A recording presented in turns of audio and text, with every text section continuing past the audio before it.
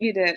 And Hmm. what I kind of love, about hearing a lot of the work that you're doing, it's kind of like is the quote Kwame Ture said, I'm probably gonna misquote it, but it was something of the nature that revolutionaries, we don't look for easy tasks. We look for difficult tasks. We Hmm. go for those. And Yeah. when I think about children, like you said, you're looking way into the future. You're looking at, like you said, the prison population, the mothers, the schools, Yeah. I think that that's the type of work that we have to look to, is things that we don't get to see necessarily the fruition of, in our day-to-day life. It's funny you brought him back up because back in 1995, beginning of the year, we arranged for him to speak at the University of Maryland College Park. Anytime he went out there, the Zionist students, Israeli students, would try to block his access to the campus to speak. So that was always exciting. And he went to the University of Maryland, Baltimore County. Many people know about that school from the work of the historian and educator, Dr. Ackland Lynch, African out of Trinidad and Tobago, a good friend of ours. And so we got together that day. We picked him up very early in the morning. And so we're playing a Santana song in the car. And it's Santana's rendition of the Ole Tunje song from the 1964 Drums of Passion album. So Kwame just leaps up. Who's that playing, singing Ole Tunje song? And we were like, oh, that's Santana. And he said, oh, you should have the original. Santana's a baby to this. He's our brother, but he's a baby. So I just started laughing. And he said, oh, you got it. What Cabral tell us? Return to the source. And I said, I had both tapes on my dresser. I just picked the wrong one. I was trying to hurry up so I could be on time to get you. And so he says, yeah, this stuff that we're trying to do politically, the artists put it in the culture way before. We're trying to catch up with them. So 10 minutes go by, we're still in the car. Then he just smacks me on the shoulder. And I'm like, yeah, what's up? And he says, I apologize. He said, your father was doing this when we were babies and struggled. And so then he starts telling me, he said, have you ever thought about taking on that work? And I was like, nah. And at the time, mind you, I'm like 25. And I'm 25 biologically, but politically speaking, I'm 5 years old, right? So I'm not thinking about doing anything artistically. But then as time moves on, you see the impact of popular culture. You see that we don't have adequate vehicles that we've offered as an alternative. But we see when we look at our history at different critical times, those cultural vehicles that we created were so helpful, and helped create an atmosphere for us to do what we needed to do politically at different junctures. So when you look at that, I just started laughing. And every time I do a play, and the children do it, I write one, I just think about that conversation with him and I just start laughing. And I would wonder what he would feel if he was watching this stuff, because everybody who watches it, many of his contemporaries, we've had someone who was in SNCC with him, Dory Ladner. She came and saw the children one night and she said she hadn't seen anything like that since Freedom Summer. Mukasa Dada, who is credited with popularizing Black Power amongst the 60s generation with him, he came and saw them one night. He was like, are you serious? So many. Dick Gregory came and checked him out one night, and he pulled me aside and he said, "This is dangerous right here. I hope you realize." So when you get people from that generation of that quality in terms of what they've contributed, and they're that embracing and that encouraging, you know that you're on the right track.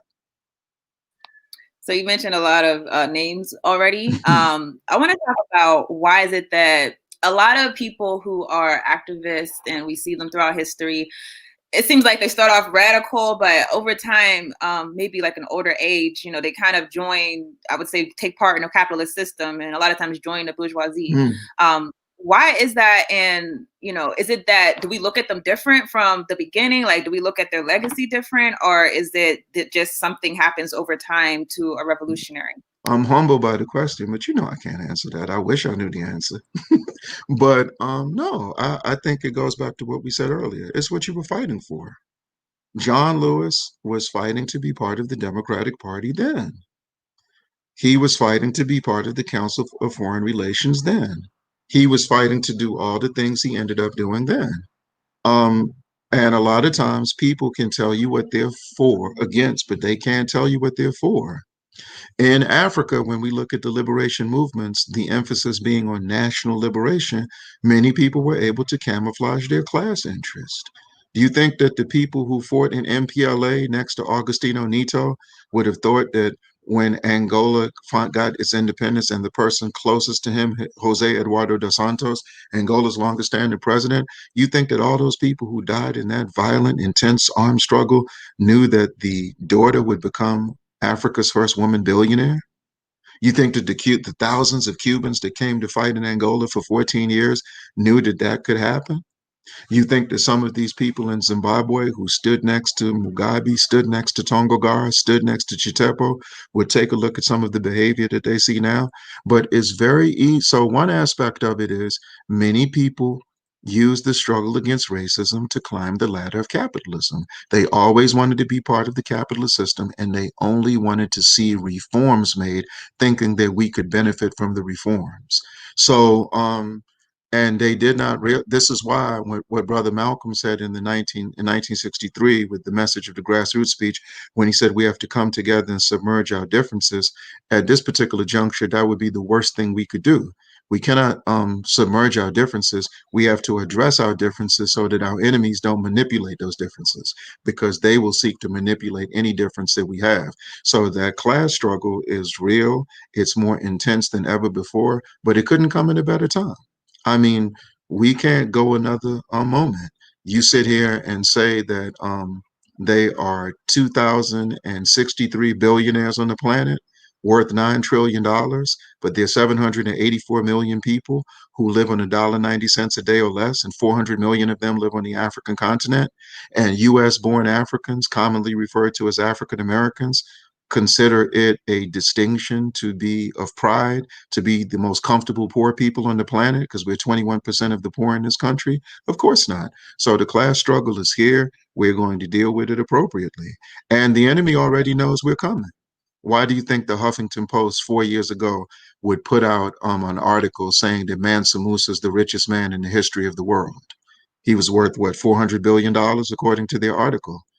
So should our children be trained to be like Mansa Musa, or should they be like Modibo Keita, the socialist revolutionary who was very close to Nkrumah and Sekou Touré, who brought revolution to Mali? So it's just a question of many of us dealing with these things in this country. Dr. King forewarned us. But going back to what you said earlier, though, the whole thing about we have to give our people the models of consistency. Some of them grow. Du Bois' 75 years of service is very important because how he ended up is not how he started.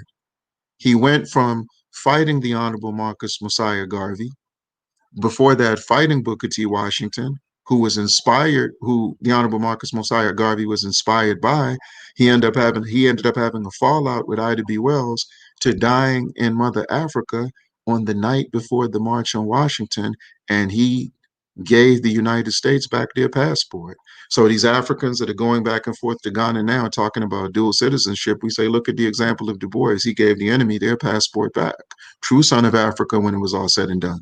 So I think we have to look at the examples of the people who never wavered, who never capitulated, who never betrayed us. That's the way to deal with those who betray us. But in some instances, they don't betray us. They were always in pursuit of these reactionary interests. We just didn't know it because they mastered the art of disguise.